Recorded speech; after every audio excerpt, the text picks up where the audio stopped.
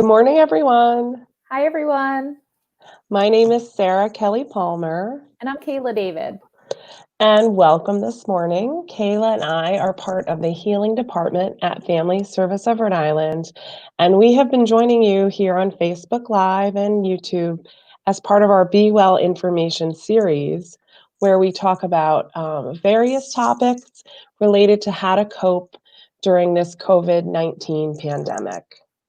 Family Service of Rhode Island is a social service agency, and we offer a large variety of programs and services for Rhode Islanders. One of them, which we like to highlight, is that we offer telehealth counseling. And Kayla and I say it every week that now more than ever, it's really so important to be taking care of our physical wellness, but also our emotional wellness. And we're here to help you with that. So we'll be joining together today and actually now every other Wednesday. So we'll be moving to seeing each other on YouTube and Facebook every other Wednesday at 10 a.m.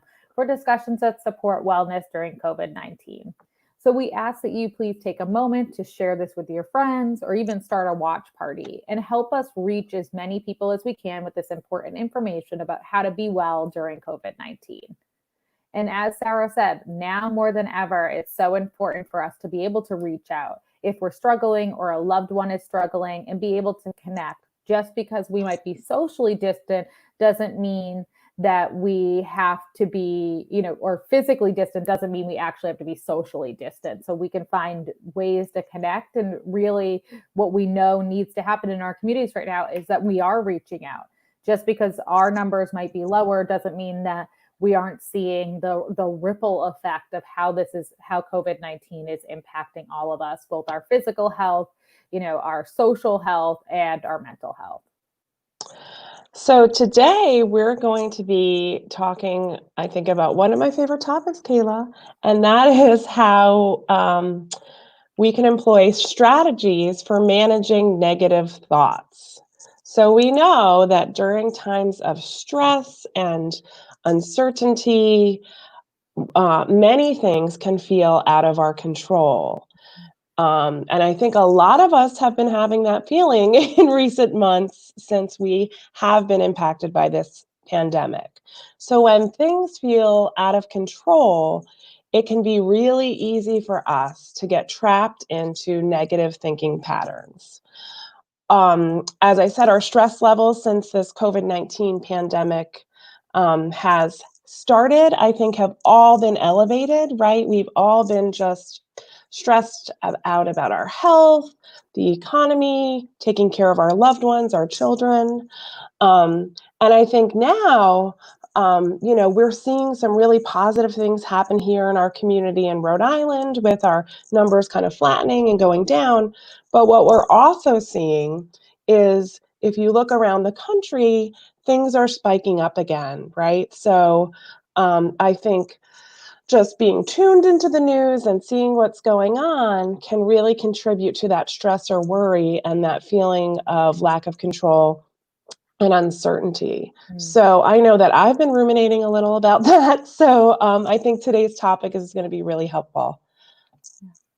And so our hope is to share some tips that help kind of reframe our thoughts. So there's so many ways to think about any one event that we experience. However, during times of stress, we can feel like there's less options. And during times of chronic stress or long periods of stress, like we're all going through right now with COVID-19, it starts to impact our brain. It starts to impact how we access our prefrontal cortex, or the part of our brain that helps us with problem solving, helps us with empathy, with kind of connecting, with being able to understand other people's experiences, with being able to think about all of the different ways that we could ultimately think about an event. So we know that there's things going on. We know that, when we're in the midst of so many things being stressful, that in general, we're not, at kind of top notch of problem solving.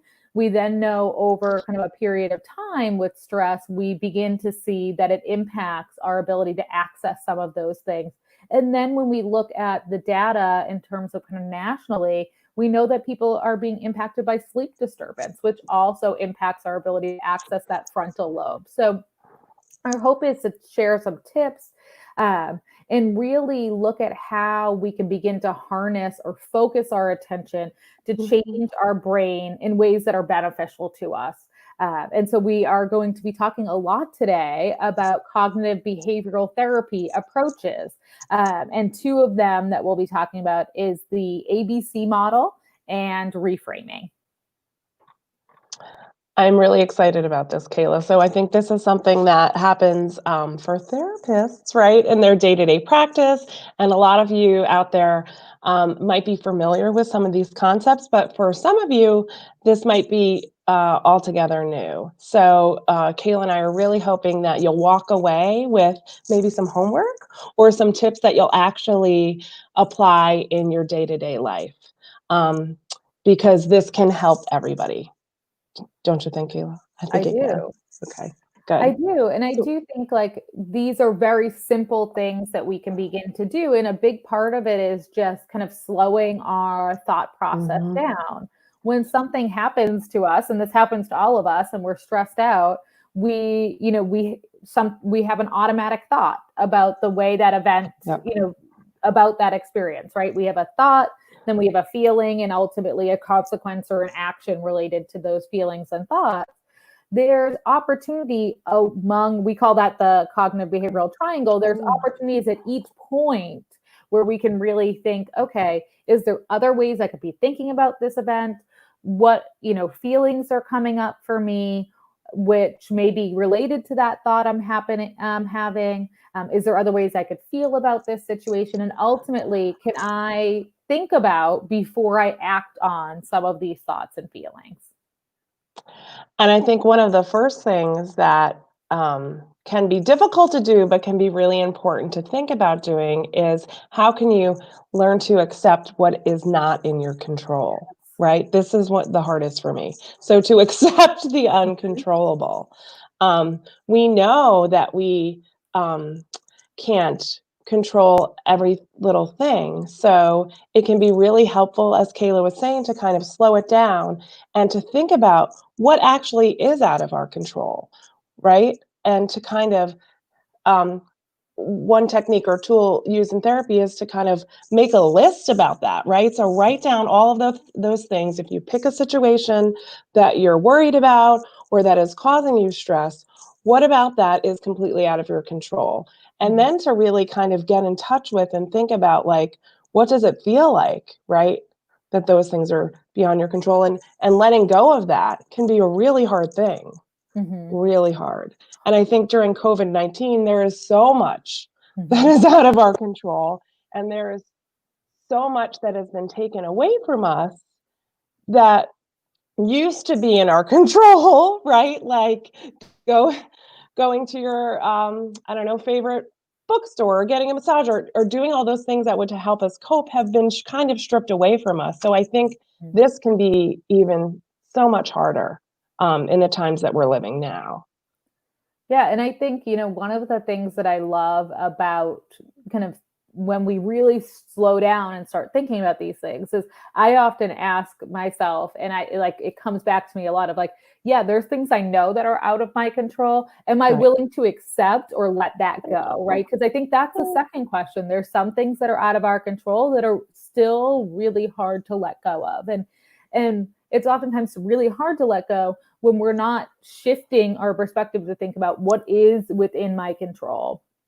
Or even asking ourselves, okay, let's slow this down. Let's break this down even more. What is upsetting me right now? Can I even name? Because a lot of the times when we get upset or maybe a little irritable, there we go. Or snappy, one of the things that happens is that's not really what we're upset about. There's so much other stuff. That has filled our container, right? That was the drop that put it over the edge. But there's stuff that's underneath that. And so giving yourself a chance, especially now during such a stressful time, to slow down and say, okay, I don't need to make a decision right now. What am I really upset about? What is the adversity that I'm facing at this moment? What am I really upset about? And that's that first step. then we can start asking, okay, is this in my control? Is this out of my control? How is this kind of impacting my beliefs about myself and other people in the world? But we have to get kind of slow down enough to say, what is upsetting me right now? And sometimes, like you're saying, Kayla, we a lot of the times don't take the time to do that, right? And that's why being concrete about it, and you're like writing it down, or having a journal, or thinking of that, can really kind of hold you accountable for those thoughts and feelings, and really help you to kind of put that down and organize it. And some light bulb moments can happen where you're like, oh wow, that, you know, this really is out of my control. So is it really serving me to have these thoughts around this, or to try to even control what's happening? Yeah. So like you're saying, shifting to Mhm. what is in my control can be kind of a good next thing to focus on, Yeah. because that can make us feel a little bit more empowered and a little bit more stressed, right? So to figure out what you can focus in on and control and have an impact can help you kind of improve your overall situation and help you to be able to better cope Yeah. And I and think feel more. start with something small, right? Because this is a skill that we build over time that Mhm. really we can apply to all different experiences. But if you're taking the thing that's like, if you have to name the 10 things that are really, really difficult for you right now, and you pick the worst one first, it's really, really hard to try a new skill with things that are Yeah. so distressing to us. So finding something that it's at like a annoyance level of like a 2 can be much, a 2 out of 10 can be much easier than saying, I'm going to go try this totally new skill when I'm super upset at someone and I'm feeling like I'm at a 10. Right? Because all of that kind of that emotion has brought us out of our window of opportunity to really slow ourselves down and reflect. We'll get there, but I think being really mindful that when you try new things, try it with something that we want to be successful at it. And these are things that everyone can be successful with when we're starting to kind of change our brain or trying to think differently. But we don't want to, think about climbing the hardest mountain the first time we climb a mountain. And it's the same thing with these skills. We want to think about how we do this in a slow way, or a way that we can be successful, because then we can build on that the next time. Yes. And I think that, we've all had stress in our lives, and we've all had to get through hard times.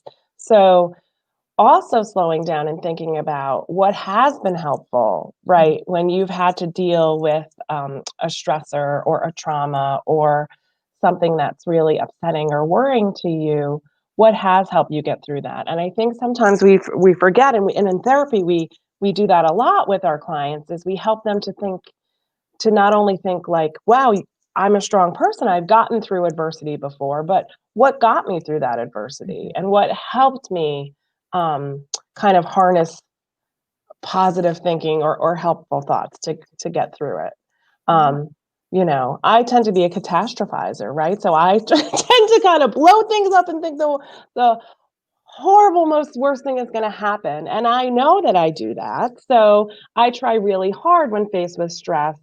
My brain might want to start to go there, but I have to kind of stop myself and take a few steps back and say to myself, you know what, that's not going to help me in this situation right now, going to the worst case scenario, because that's where my brain tends to automatically go. Well, and that's a perfect example, Sarah. What we were talking about earlier is like we can have one thought that comes up that's super present, that's very quick, right? And Yep. if we don't slow down, we can go with that thought as a truth, right? Instead of Yep. saying, my thoughts are not truths about myself, other people in the world.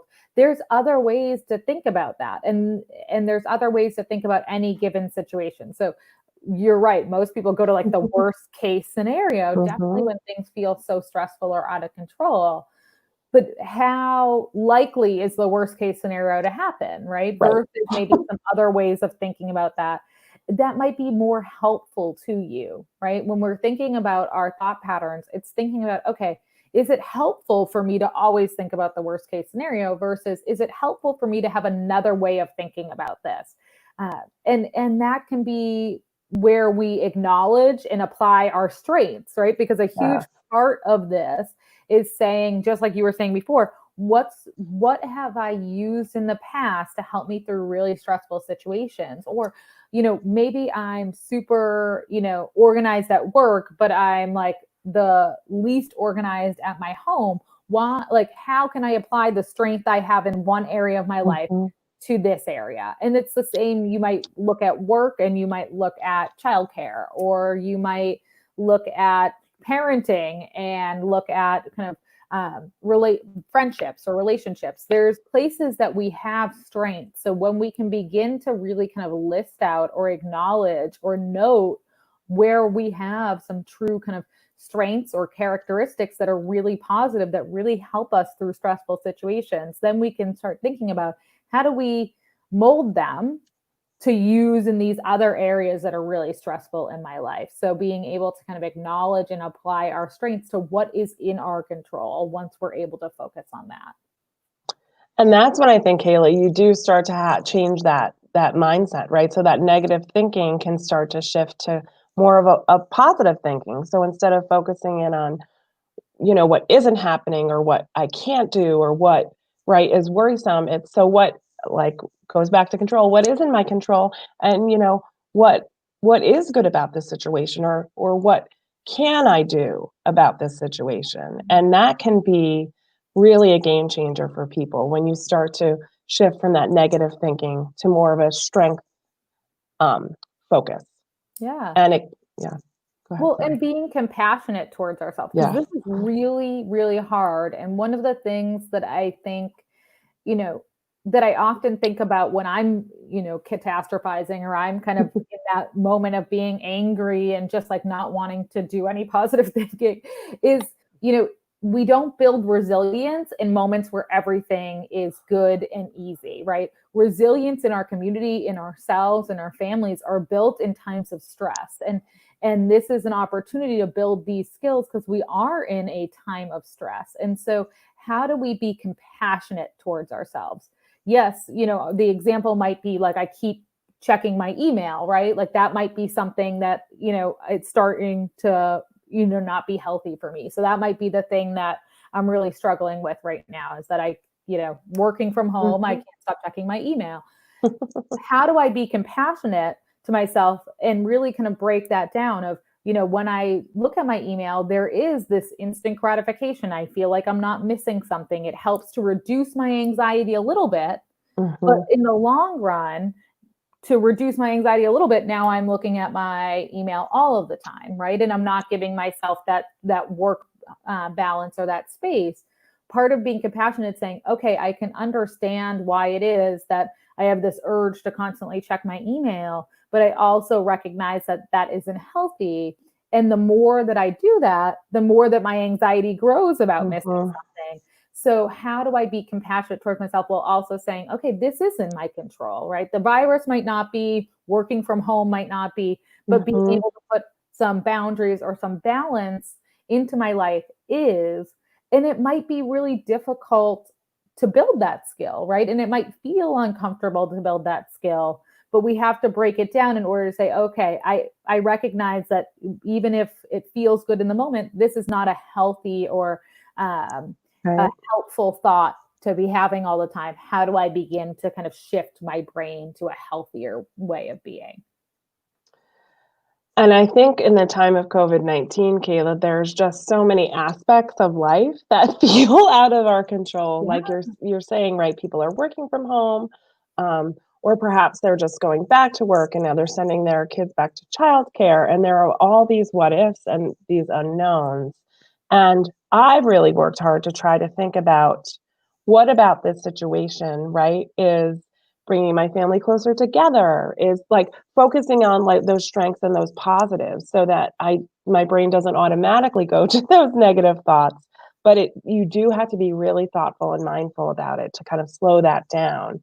And, it makes me think of the concept of having more of a growth mindset. And I think we talked about this several weeks ago, like, right? And just like you're saying, being compassionate with yourself, and really thinking, what can I get out of this situation, instead of how is this holding me back, or how is it impacting my stress or my worry, kind of flipping that. Yeah. And it's Yeah. using the positive. So we talked about 3 of the 4 kind of steps for reframing. One of them is, how do we accept what's out of our control? How do we then shift our focus to what is in our control? And how do we acknowledge and apply our strengths, or begin to look at the strengths that we have in all different areas of our lives that could be applied during times of stress? And the last part of that is using the positive. And that's not positive thinking isn't always thinking the best things, right? Sometimes we are challenged. Sometimes there's obstacles or barriers, or we're angry. That's okay. How do I accept the uncontrollable, focus on the controllable, and apply my strengths? And ultimately, does that impact how I feel? Do I feel differently? Does it impact what I do? Does it change the way I see the adversity that I'm experiencing? And does it impact my relationships differently, or in a more positive way? Does it impact the consequences of this? Because when we are feeling really down, or when we're feeling like there's no hope or there's no other options, and we are so focused on the uncontrollable, it does impact ourselves. It impacts our view of ourselves, the world. It impacts our relationships with other people. It often impacts our work, our partners, our children, like all of those things begin to be impacted. And so would it be different if we were using something where we slowed this down a little bit? And I think the more you practice this, and again, I'm going to say journaling, writing it down, right, all can be really helpful. The more that you practice this, the more that this can shift to become the automatic rather than the negative thinking. And it can be really, really powerful once you slow down and really practice this idea of what's not in my control, what is, and what strengths can I use to move that forward. Yeah, because the coolest thing is our brains are super permeable, right? Yep. And we can change our brains, and we can change the way we think about things. And Sarah, you're so right. The more we do it, the more though it's become the automatic responses. But it takes, 90 days, right? Oh, When yeah. we know about habit setting, it's being willing to say, I'm going to try this for more than just one time. I'm going to continue trying to kind of be compassionate to myself when I don't, catch myself before I use an automatic thought or an unhelpful thought. But how do I continue bringing myself back to this, and make it a kind of a lifestyle, right? And that takes time. And the more that we practice it, the quicker our brains go to those types of solutions, rather than just kind of going with those unhelpful thoughts. Yep. This is a good reminder, I think, for all of us. Oh, yeah. I think we needed it, Sarah. I know, I think we did too. I think that's why we're kind of focused on this. And for those of you who have accessed counseling or therapy, I'm sure this sounds familiar to you. So we hope that you'll kind of take away from this conversation and do some homework, right? Catch a negative thought, stop it, right? Think about it. Think, what is in my control, what is not, and see how you can reframe that. And the more you do that, I think it will help you to kind of navigate this stressful world that we're currently living in. Yeah. And don't forget to highlight your strengths. The first things that usually go when we are super stressed out is being able to reflect positively. If you got out of bed today, if you did something today, like those are really important. And don't forget to give yourself, I like to call them kudos, like give yourself a pat on the back. Yep. We are so quick to share with other people what we think they're doing so well, but oftentimes we really struggle to do that for ourselves. And that's a huge part of this, is being compassionate, but also acknowledging that we have a lot of strengths in this process, that we've been under a lot of stress for a long time, and we're figuring out and managing it, even if some days are really, really hard. So how do we show up? How do we acknowledge for ourselves what we're doing, and how valuable that is every single day that we get up and we do what we have to do. And and that there are so many characteristics about each and every one of us that are different, but that are really positive. And if we can apply those and use them, that'll keep us kind of moving forward. Yes. And it's just a small piece of that puzzle of moving forward and, right, embracing this time and taking it day by day. Yeah. So thank you, that's, Kayla. yeah, thank you, Sarah. That's all from us today. Again, just a reminder, we won't be on next week, but we will be going to every other week. So we will see you in 2 weeks for another discussion about being well during COVID-19. So be well and be safe. Thank you, everyone. Thank you. Bye-bye.